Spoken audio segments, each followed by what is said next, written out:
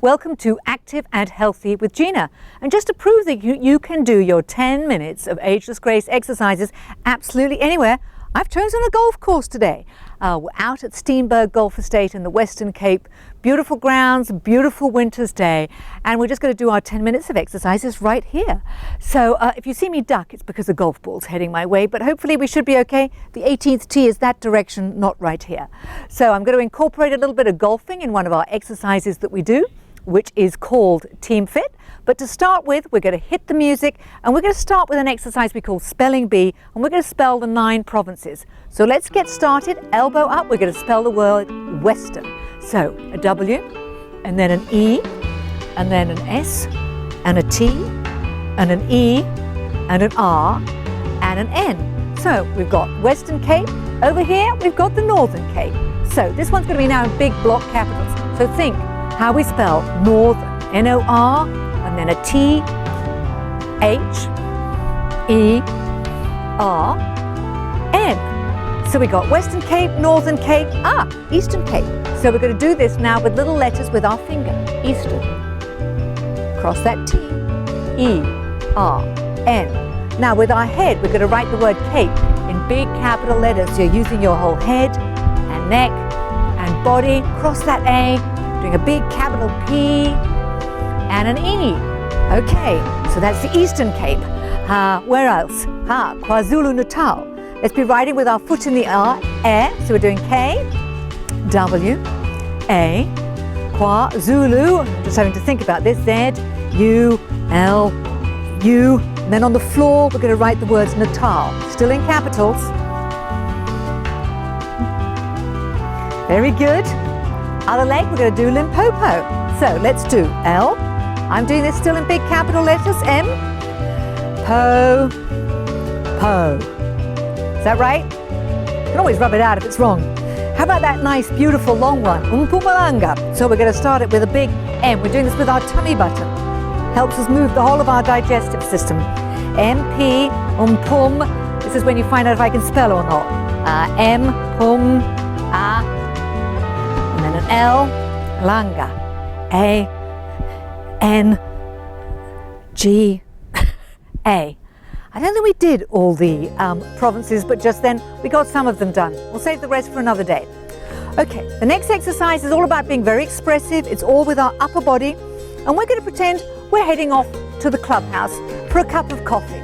So we're going to walk on in, we're going to open the door, let the door close behind us, pull out a chair, sit down, open the menu, then the lovely little waitress comes up and she opens her book and takes your order. Cappuccino, chai latte, and a tea. Off she goes, and then she brings it back on a tray, lays the cups down on the table. You're using your imagination, you're using your body. What's your drink? I like a good cappuccino. We're not promoting anywhere in particular for today, but just wherever your favorite cappuccino comes from. So you've got to open up, tear one of those little packs of sugar, put it in, stir it with your spoon. Take the other hand, stir it the other way. Every time you do something the opposite direction, your brain has to stop and think. It is part of this being brain health fitness. Teaspoon on the side, pick up your cup. Is the finger out or not? Tastes good. And another. And maybe your chai latte is in one of those nice long glasses with a long spoon. So it's a different type of way of stirring. And then maybe they bring some nice little sandwiches. Yum. What sandwiches do we like? Cheese and pickle. Gotta be playful, gotta be creative. Call the waitress for the bill. Open your bag, take out the money. Maybe it's a guy. Okay, open your jacket, take your wallet out. Card machine, right there it is. Put in your numbers. Sign the little bill. Push open that door again. You're somewhere beautiful like Steenberg and you're going to stop and look at the view. Then suddenly you see your friend coming down the 18th tee. And he says, do we promote drinking on this show? No, we don't promote drinking on this show. Sorry, with tea and coffee. What am I thinking? Coffee? Tea? It's what my husband always says. Tea? You can be eating, drinking, anything you like, but have fun in the process. Just use your imagination. What about choosing from a selection of juices? Now, what juices are we going to have today? They've all got their caps on, so we're going to reach, pick one up, try turning the cap lid and take it off. That one is not going to shift. Put it down. Oh, maybe we're going to have to try the pineapple juice today. Ah, that comes off a whole lot easier.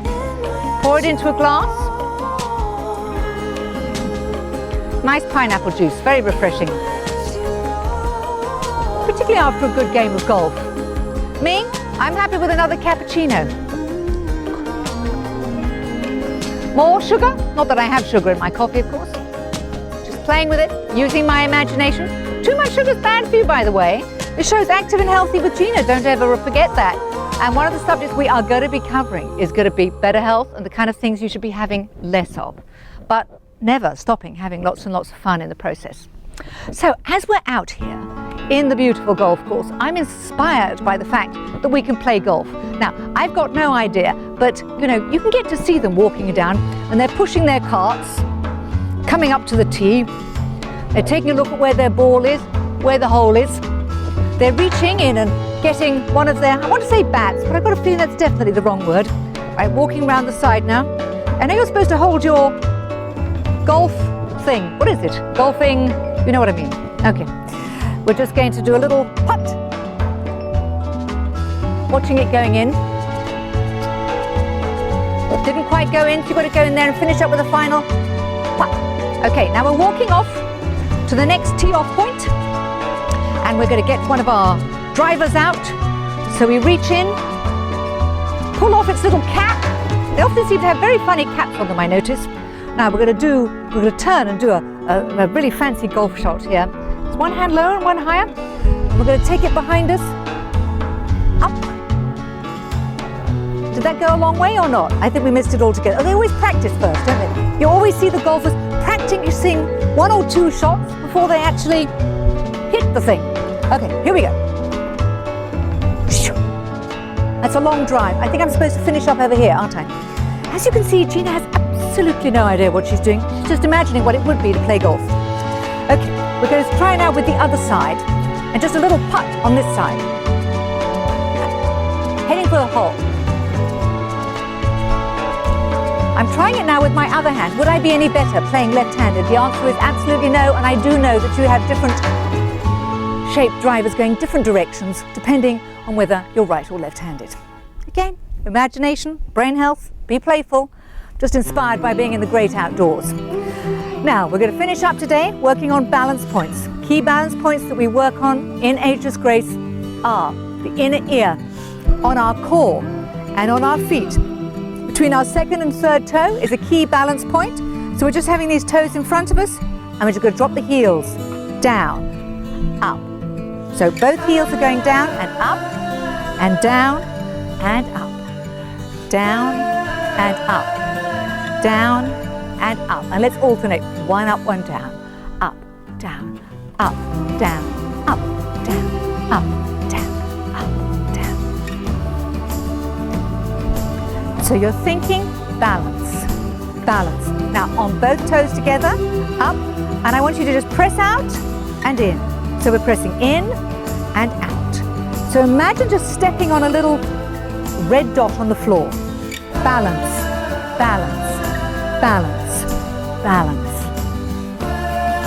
Keeping your balance as you age is one of the most important issues that concerns people. So doing simple little exercises, even when you get out of bed or when you're sitting in a chair, are useful. You can even be pulling your ankles towards you. So imagine having a piece of string on the toes, you're pulling that towards you, you're strengthening the ankle joint. You want to stay strong, you want your feet strong, maintain balance. Now thinking about the core, think of your tummy button being pulled towards the spine, you're taking one leg up, keeping your tummy tight and lowering it towards the ground but not touching. You go up and down, up and down, up and down. Relax that tummy. Once more on the other side. Pull it in, keep it tight. Just take it up and down for a few. Try not to touch the floor. Keep breathing. So we're doing a lot of things at once. Our tummy is tight. Our leg is moving up and down. And we're still breathing. So there we are. 10 minutes of Ageless Grace. A little bit of movement that got the joints moving, got the imagination moving, got the expressiveness moving. Okay, so I can't play golf. Forgive me. I was just inspired by this wonderful setting. So I hope you had fun joining me at Steamboat Golf Estate. And I look forward to seeing you. We're going to go to break. You know what the rule is. Go off, get yourself some water, stay hydrated. And I'm going to look forward to seeing you for the second half of the show.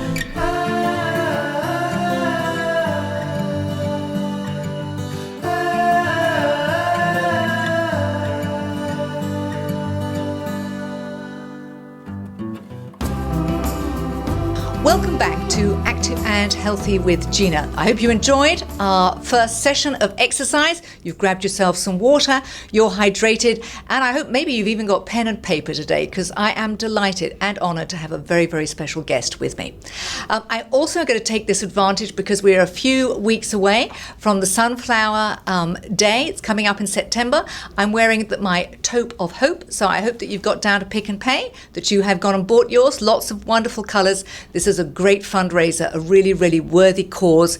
You know that Faisal of Dean TV is a big supporter, so I really want to encourage you all, please, the viewers, to be able to get your one as well. So, as I said, a huge privilege, a huge honour today to be able to welcome a very special guest, Professor Tim Noakes. He is an emeritus professor. He is the founder and the director of the Noakes Foundation and is renowned for his work among nutrition and among sports. So I want to say welcome, Prof. Noakes, and thank you so much for being a friend of Dean TV and for coming and sharing a little bit of time with us today. My pleasure. Thank you for having me, Gina. Wonderful, wonderful. So can you tell us about your passions? Obviously your name is known, and the connection with the low carbohydrate, high fat, the Banting program. Tell us how you came to that, and Sure. particularly, as you know, we're looking to, the show is particularly aimed for healthy aging. We're looking at our senior demographic, our elders, and it's to encourage them on the types of things that they should be eating to stay healthy as they age. Great. Well, Gina, I trained as a medical doctor and discovered I was more interested in science and prevention of disease rather than the treatment. And so in 1976, I went straight into science and then developed sports science and sports medicine to a large extent in South Africa. And during that time, I was researching carbohydrates. We, with Bruce Fordyce and a few other people, developed the first carbohydrate replacement in the world for use during exercise. And for 33 years, I promoted a high carbohydrate diet. Okay. The end result was that I developed type 2 diabetes myself as a result of all those high carbohydrates and the fact that the genes for diabetes are very strong in our family. I have the worst possible genes. Okay. And then exposing myself to this high carbohydrate diet for 33 years was enough to push me into type 2 diabetes, despite the fact that I'm a physiologist, a doctor, a scientist. I've read everything. And the question is, why didn't I know? Because it's been absolutely suppressed. Right. All the information on the low carbohydrate benefits has been suppressed. So I discovered in 2010 that I was wrong, and I had a choice. I could say, well, actually, I'm not going to admit that I was wrong, and let's continue to hurt all these people by telling them to eat high carbohydrate diets. Or I could choose to say, oops, I made an error. It's time to change. And that's what I chose to do because I'm an honourable person. I couldn't continue to spread the wrong information. It's a big step to do that and make a change from here to there when everyone is used to you supporting one Absolutely. concept and then changing to something else. So it takes a big man to be able to say, I was wrong and this And the consequences of the change for me was that I was charged with unprofessional conduct. Yeah. But more importantly, the most important thing I ever achieved was right in this room. I was filmed for a film called Serial Killers, tearing out the pages of my book, Law of Running. And that was seen by a billionaire in the United States. And he said, we're going to sort this problem out. And he developed a company called Virta Health. Right. And Virta Health will be publishing in December their first clinical trial in which they took 200 people with type 2 diabetes, and they've shown remarkable regression. 97% of the people are either off insulin or have reduced the insulin dose. And they have reversed type 2 diabetes in a good proportion of these people. And this is completely novel because we were taught, and we are taught, and we teach that diabetes irreversible is. It is not. It is a disease that is caused by carbohydrates, and this is the disease that has taken over in this country. And for yourself, because you said you were diagnosed as type 2, where do you stand now? Well, my fasting glucose this morning was 5.3, which is completely normal. Okay. I take medication, otherwise you wouldn't know I was diabetic. Right. So I'm very well controlled. Now, if I'd gone the conventional treatment route, I would be 30 kilograms heavier today. Yes. I would be on insulin. I would have renal damage. I probably would have had a stroke perhaps, or eye damage, but I would have started to show the symptoms of the disease. And at the moment, I don't have any of those symptoms. I'm not saying I'm absolutely perfect, because I'm not, because I have type 2 diabetes, so I'm going to carry some risk. Right. But I've absolutely minimized the risk by lots of physical activity, but more importantly by eating this low carbohydrate diet. Well, those are incredible statistics if you can take a group of people that big and get that big a percentage improvement, which is fantastic because, as you say, diabetes is a major health issue in many countries. It is the biggest medical problem in the world. There are 400 million diabetics globally. There are 40 million with HIV. And this country focuses on HIV and just ignores diabetes. And you ask, why do they ignore it when we know the cause? And the answer is because the cause is driven by industry, and industry control governments, and governments are not going to throw away their connections to industry. The food industry's got a lot to answer for, but it kind of drugs us with all the things that makes us soporific and act like little zombies because we consume too much carbohydrate and too much sugar. Precisely. And it's a shocker. And the only way we can change it is by changing the people. Yeah. The people have to demand that things change. But it's got to be education, hasn't it? As you say, most people, even you, with all your wonderful experience, wasn't even aware of the damage that it did. Yeah, so because my profession suppresses 90% of the information, so you get 10% of the information. Right. So when anyone reads, and anyone watching us today, what they're reading in the media is 10% of the truth. Okay. And they're getting the 90% is suppressed, and it's being suppressed actively by professors in the medical profession. Okay. Throughout this country, throughout the world, they are suppressing the truth. And you have to ask, why do you suppress that information when, if we were just to accept it, the health of the population would increase dramatically? Wonderful. And I know that the Noakes Foundation has a wonderful program, Eat Better South Africa, which is encouraging and teaching people exactly the right kind of things that they should be eating. And most importantly, that's on 30 Rand a day. So people say the Banting diet is expensive, and therefore we can't give it to the poorer people. Yeah. So we must, because they're poor, they must eat this bad diet and get sick. Right. And no one asks the question, well, what's the cost of all the illness? Yes. So the answer is, we'll just keep feeding them bad foods and we'll treat them, and with more hospitals and more doctors, which we can't afford. And now we've got a national insurance program which will go bankrupt because you can't sustain it. The National Health Services in Britain has gone bankrupt because diabetes alone will destroy all these programs. And wouldn't it be better to say, actually, we know what's causing diabetes, why don't we address it? So we also do research on the people we put on the Banting diet in these poor communities, and they start to get better within 3 weeks of cutting the sugar and cutting out the grains, the cereals and the grains, and the refined carbohydrates. They start to get better. It's wonderfully rewarding to see a very, very fast result. Absolutely. So, and the program's a 6-week program. That's correct, because that's what we can afford at the moment. Right. Yeah. And I know that we're going to be looking and encouraging people that they can make donations so that we can spread the word and really help educate, particularly people in the lower economic levels who don't get the information and think it's okay to go and have a big, I shouldn't say whatever, a burger and a soda. Yes. As if it's that combination, isn't it? I'll have a double cheeseburger and a diet soda. Yeah, as long as you eat the meat, you're fine, and the cheese, but it's not the bun and the chips. Absolutely. And the Coke. It's all the other things that do the damage. Yeah. And as we know, it's that explosion of diet sodas in the States in the last 20 years, and obesity and sugar addictions just go up. Yes, exactly. And there's strong evidence to link it to sugar in the diet. But the sugar industry has fought this for 50 years. They're very clever at the way they control it. Well, it's a huge industry, isn't it? Is. So and the way they've controlled dietetics associations globally, that is not known. But most of the dietary advice you get is controlled by industry through the dietetics associations. And no one will acknowledge it. So when you go to a professional and they say you must eat a balanced, prudent diet in moderation, that is code for junk food. Right. Because therefore you can have some sugar, but sugar is not a food. Sugar is a drug. Yeah. And any food that has sugar in it is addictive, and that's essentially 80% of all processed foods have sugar in them. It's slipped in such a way and in so many different types of form that very often people aren't aware that something will say that it's got fructose in it. Oh, and by the way, it's got dextrose in it and corn syrup. So they don't even think, well, it doesn't actually say the word sugar without realizing anything that is an O's actually is a sugar source. Absolutely. Is that correct?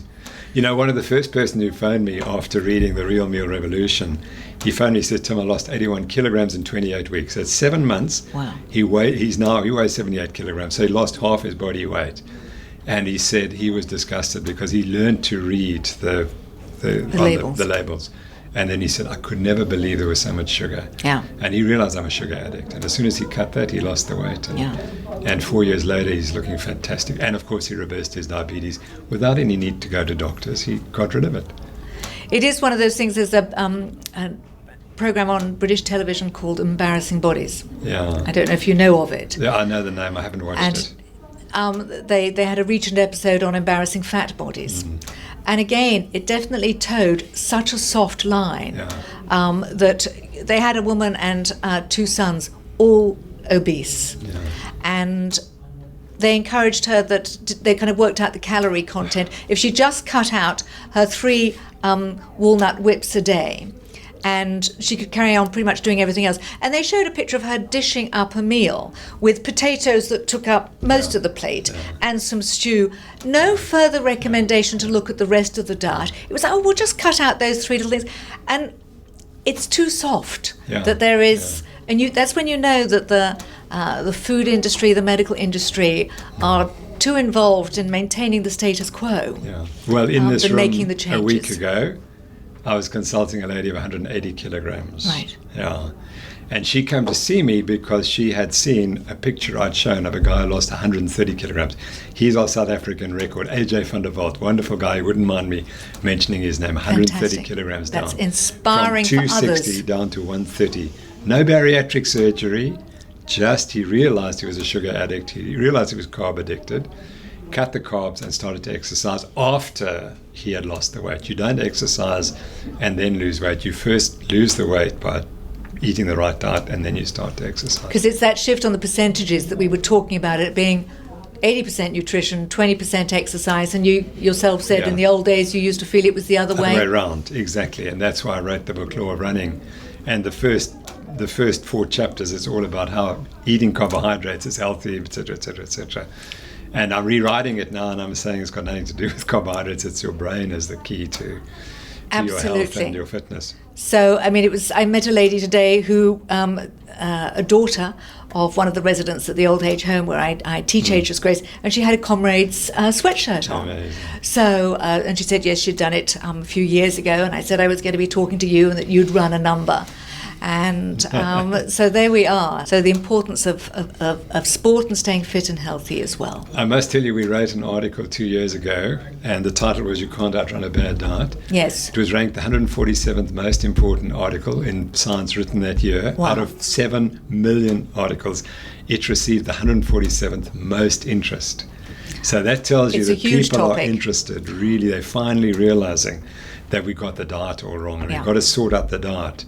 And that doesn't undermine the importance of exercise. Exercise is critically important, and the older you get, the more important it becomes. Absolutely. But you've got to get the diet right as well.